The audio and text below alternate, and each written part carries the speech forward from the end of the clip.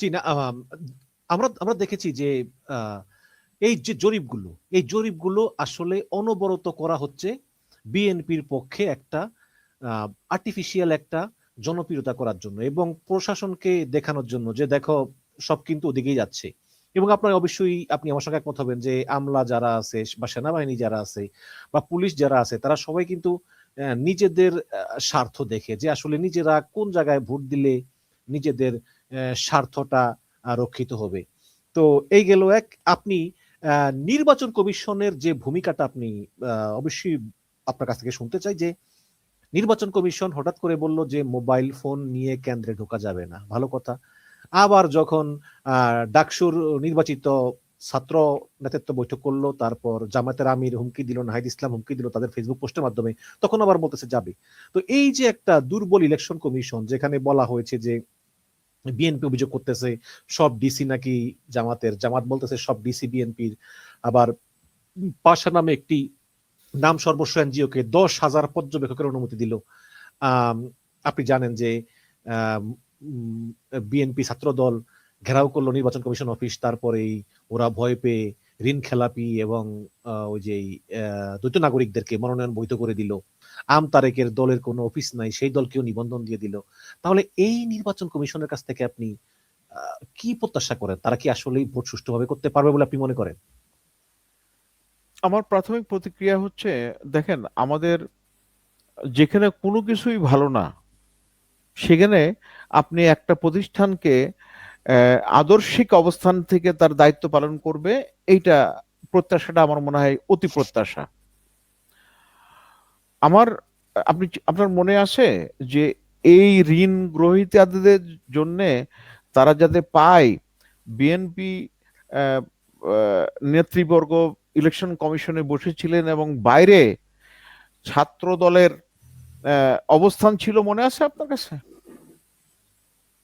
So যেহেতু কোনো কিছুই আদর্শিক না, আমাদের আদর্শিক আহ, চিন্তা করাটা বা চাওয়াটাও বোধহয় খুব বেশি চাওয়া। বরং মন্দের ভালো হিসাবে এই বেজ লাইনটা ধরলে আমার মনে হয় কিছুটা হলে ভালো হবে। তবে আমার ব্যক্তিগত সরজমিনের নির্বাচন পর্যবেক্ষণের অভিজ্ঞতার আলোকে বলতে পারি, 1991 সালের যে তত্ত্বাবধায়ক সরকারের অধীনে নির্বাচন হয়েছিল, সেটা অত্যন্ত সুন্দর একটা নির্বাচন হয়েছিল। এবং এখানে আপনার বিভিন্ন আমলা বলেন বা অন্যান্য প্রশাসনের যাই বলেন না কেন, তারা অনেক সুষ্ঠুভাবে তারা দায়িত্ব পালন করেছিলেন। এখন এই নির্বাচনটা না হওয়া পর্যন্ত কিন্তু বলা যাচ্ছে না যে নির্বাচনটা আসলে কতটুকু হবে। আবার এদিকে না, আপনার বিএনপি জোটের একজন দুইজন নেতা বোধহয় বলছিলেন যে নির্বাচনের আহ, নির্বাচন যদি সুষ্ঠু না হয় তাহলে তারা মেনে নেবেন কি না নেবেন, এই প্রশ্নের উত্তরে বোধহয় কোনো সুস্পষ্ট জবাব দেননি। বরং ভালো হতো যদি বলতেন সুষ্ঠু নির্বাচন দরকার, যিনি পরাজিত হন সুষ্ঠু নির্বাচন হোক, আমরা এটা চাই, এবং আমাদের ফলাফল সেই ফলাফল আমরা মেনে নেব। আপনি দেখেন আমাদের কতগুলো আহ, আসলে একদিনে এতগুলো সেন্টারের নির্বাচন করাটা কত জটিল আমাদের জন্য।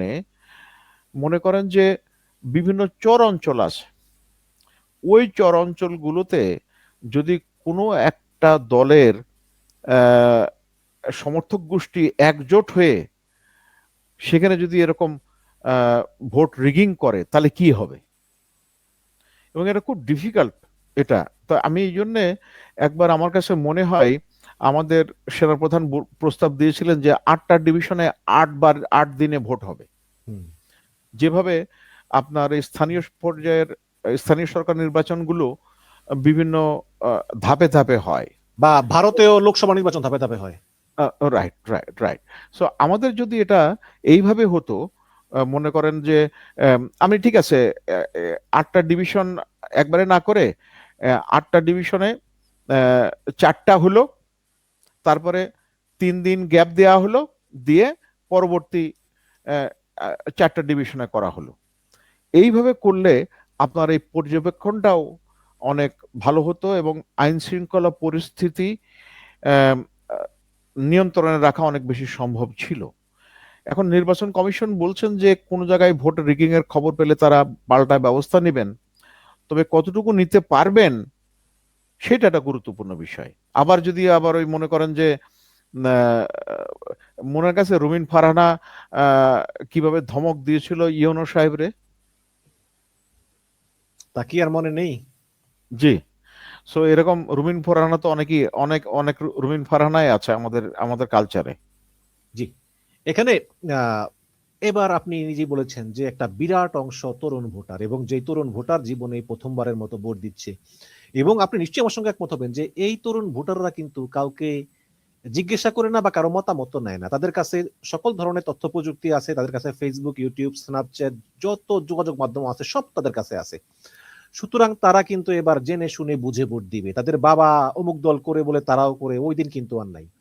তো এই জেনজি এই জেনজি যতই বেশি ভোট কেন্দ্রে যাবে এবং নারীদের অংশগ্রহণ, নারীরা যত বেশি ভোট কেন্দ্রে যাবে, আহ, ততই বেশি হতে পারে যে নির্বাচনের ফলাফল পাল্টে যেতে পারে। এখন মনে করেন যে গ্রাম অঞ্চলে একটা ভোট কেন্দ্র, সেই ভোট কেন্দ্রে ভোট কেন্দ্র পাহারায় সেনাবাহিনী আছে, ভোট কেন্দ্র পাহারায় পুলিশ আছে, আনসার আছে, কাজেই নিরাপত্তার কোনো সমস্যা নাই। কিন্তু ওই গ্রামে একটি দলের কর্মীরা জানে যে কোন কোন বাড়িতে, গ্রাম গ্রাম অঞ্চল তো সবাই সবাইকে চিনে, তাই না? কোন কোন বাড়ির লোক আমাদেরকে ভোট দিবে না, ওদেরকে ভোট দিবে। তখন ওই বাড়িতে গিয়ে বলে আসলো যে তোরা কিন্তু আজ ঘর থেকে বাইরে হবি না। এখন সেনাবাহিনী, পুলিশ, এদের পক্ষে তো সম্ভব না যে বাড়িতে বাড়িতে গিয়ে মানুষকে নিরাপত্তা দেওয়া, তাই না? তো এই সকল বিষয়গুলো এক হতে পারে। তো আমি যেটা বলতে চাই যে যদি আহ, প্রচুর পরিমাণে তরুণ এবং নারীরা ভোট দেওয়ার সুযোগ পায়, তাহলে কিন্তু ভোটের ফলাফল পাল্টে যেতে পারে। গতানুগতিকভাবে আমরা যা মনে করতেছি সেই রকম নাও হতে পারে। দ্বিতীয়ত হচ্ছে যে ব্রিটেনের যে সিস্টেম, যে first past the post system, যে সিস্টেমে যে আমাদের ভোট হয়, হ্যাঁ, এই ভোটে হুম। দেখা গিয়েছে যে পার্সেন্টেজ ভিন্ন, আবার আসন ভিন্ন। অনেক সময় আপনার দল অনেক পার্সেন্ট ভোট পায় কিন্তু তারা একটা আসন তৈরি করতে পারে না। এটা হয়তো অনেকের কাছে একটু জটিল, বাট আপনি তো অবশ্যই বুঝতেছেন।